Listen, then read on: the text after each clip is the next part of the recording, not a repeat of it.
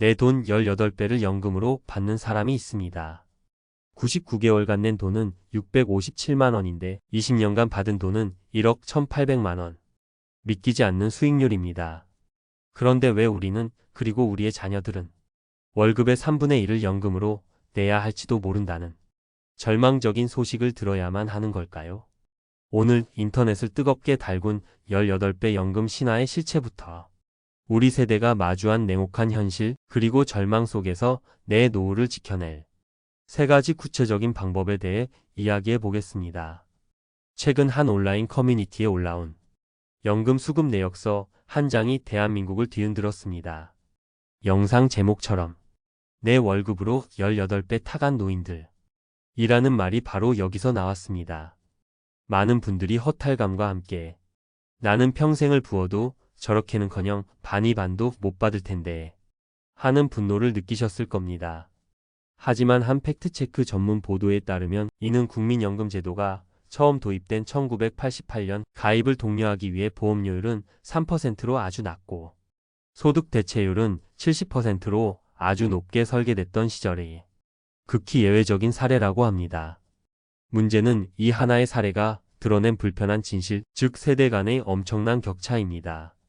같은 보도에서 분석한 현재의 예상 수익비는 우리에게 전혀 다른 현실을 보여줍니다. 1976년생, 올해 50세가 되신 분들은 낸 돈의 6배를 받을 것으로 예상됩니다. 하지만 2006년생, 올해 20살이 된 우리 자녀들은 1.7배까지 떨어집니다. 18배는 신기루였고 우리와 우리 자식 세대 앞에는 점점 더 가혹한 현실만이 놓여 있는 셈입니다. 이 문제는 우리 세대에서 끝나지 않습니다. 국회 연금개혁 공론화 과정에서 나온 한 충격적인 미래 예측은 우리 자녀 세대가 짊어질 짐의 무게를 고스란히 보여줍니다. 그 분석에 따르면 만약 지금의 개혁안이 이대로 유지될 경우 2015년에 태어난 아이들은 46세가 되는 2061년에 월급의 35.6%를 2025년에 태어난 그리고 태어날 아이들은 평생에 걸쳐 평균 29.6%를 연금 보험료로 내야 할 수도 있다는 겁니다. 월급 500만 원을 받으면 150만 원 가까이를 연금으로 내야 할 수 있다는 끔찍한 이야기입니다. 이런 상황에 대해 젊은 세대는 분노를 넘어 절망을 이야기합니다. 온라인상에서는 우리 때부터 연금이 고갈될 거라는데 그냥 안 내고 안 받고 싶다. 월급 내역서 볼 때마다 화가 치민다. 기성세대가 꿀은 다 빨고 우리에게 책임을 떠넘긴다. 는 직설적인 목소리가 터져 나옵니다. 그런데 모두가 이런 불신과 분노에만 휩싸여 있는 것은 아닙니다. 한 언론 보도에 소개된 40대 직장인 이성진 씨의 사례는 우리에게 많은 것을 시사합니다.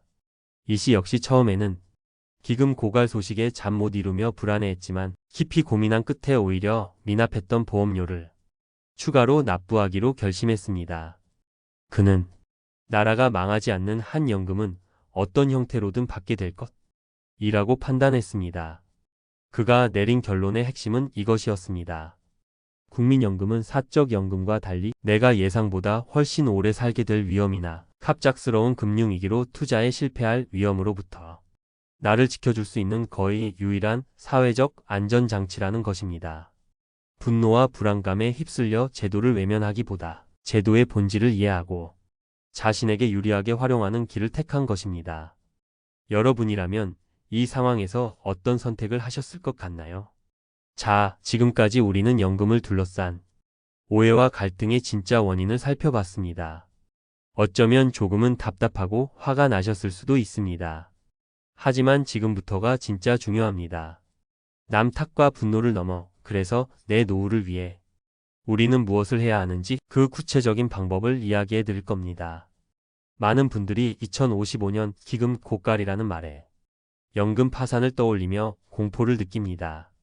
하지만 전문가들은 기금 고갈이 연금 지급 중단을 의미하는 것은 아니라고 한 목소리로 강조합니다. 국민연금은 본질적으로 지금 일하는 세대가 낸 돈으로 은퇴 세대를 부양하는 세대 간의 계약입니다. 기금이 소진되더라도 그에 거둔 보험료와 부족한 부분은 국가 예산, 즉 세금으로 충당해 연금은 계속 지급됩니다. 문제의 진짜 본질은 과거에 미뤄둔 책임에 있습니다. 한 심층 분석에 따르면 경제가 고속 성장하던 시절, 특히 베이비붐 세대가 경제활동의 주축이었던 시기에 보험료를 현실화하지 않고 개혁을 미룬 대가를 지금의 우리와 미래 세대가 고스란히 치르고 있는 것입니다. 그래서 결론이 어떻게 났을까요?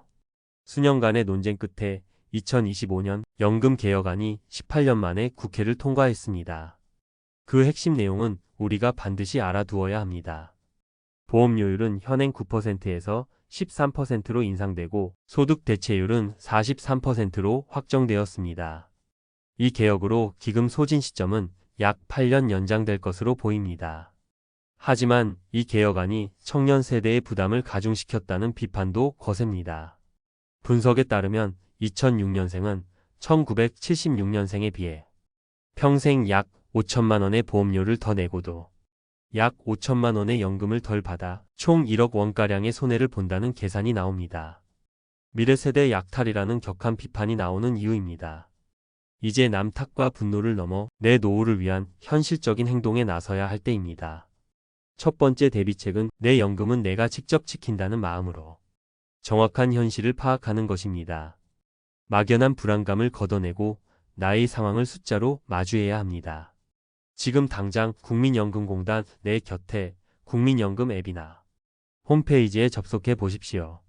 지금까지 내가 얼마를 냈고 앞으로 얼마를 더 내면 몇 살부터 매달 얼마의 연금을 받을 수 있는지 명확한 숫자로 확인해야 합니다.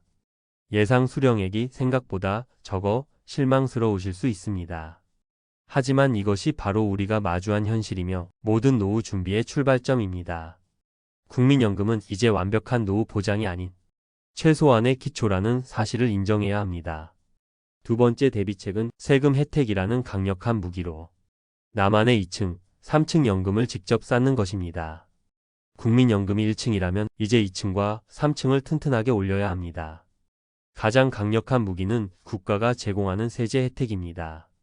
개인형 퇴직연금 IRP 계좌를 적극적으로 활용해야 합니다. IRP는 연금저축과 합산하여 연간 최대 900만 원까지 세액 공제를 받을 수 있습니다.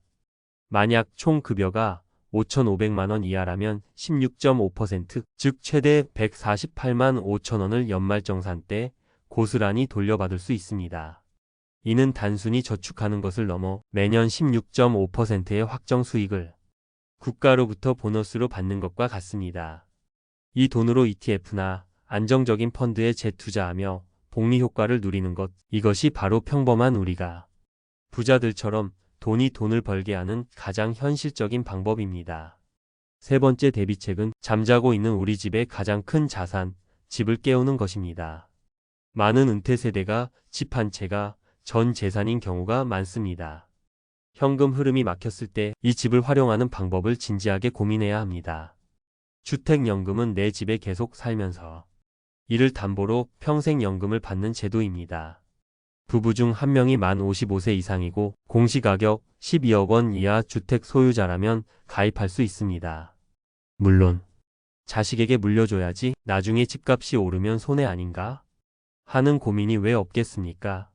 하지만 당장 생활비가 부족해 자녀에게 손을 벌리거나 삶의 질이 급격히 떨어지는 것과 안정적인 현금 흐름을 확보하는 것 중 무엇이 더 중요한지 냉철하게 판단해야 합니다. 주택연금은 국가가 지급을 보증하며 나중에 집값이 연금 총액보다 더 오르면 그 차액은 온전히 자녀에게 상속됩니다. 내 연금은 누가 책임지나? 영상의 시작에 던졌던 이 질문에 대한 답은 이제 명확해졌습니다. 과거의 정치인도 미래 세대도 아닌 바로 지금의 우리가 책임져야 합니다. 자녀 세대에게 너희는 왜 이렇게 불만이 많냐고 타박하기보다 그들이 짊어진 부담의 무게를 이해하고 공감하는 것에서부터 대화가 시작되어야 합니다. 우리가 과거에 미뤄둔 책임을 우리 아이들이 대신 지고 있다는 미안함과 책임감을 가져야 합니다. 내 노후 준비와 자녀의 미래 준비가 결코 별개가 아님을 인지하고 우리 가족만의 재정 계획을 함께 세워보는 것은 어떨까요? 우리의 경험과 지혜, 그리고 자녀 세대의 정보력이 합쳐진다면 이 위기를 함께 극복해 나갈 수 있습니다. 결국 최고의 노후 준비는 충분한 돈뿐만 아니라 어떤 위기에도 흔들리지 않는 든든한 가족 관계일 것입니다. 오늘 이야기가 조금이라도 마음을 울렸다면 혹은 비슷한 고민의 무게를 덜어내는데 도움이 되었다면 좋아요 한 번으로 저희에게 힘을 보태주시기 바랍니다. 그리고 구독과 알림 설정을 통해 앞으로도 여러분의 든든한 인생 동반자가 될 저희 채널의 지혜를 놓치지 마십시오. 댓글을 통해 여러분의 소중한 생각과 경험을 나눠주시면 이 공간이 더 따뜻하고 풍성해질 것입니다. 감사합니다.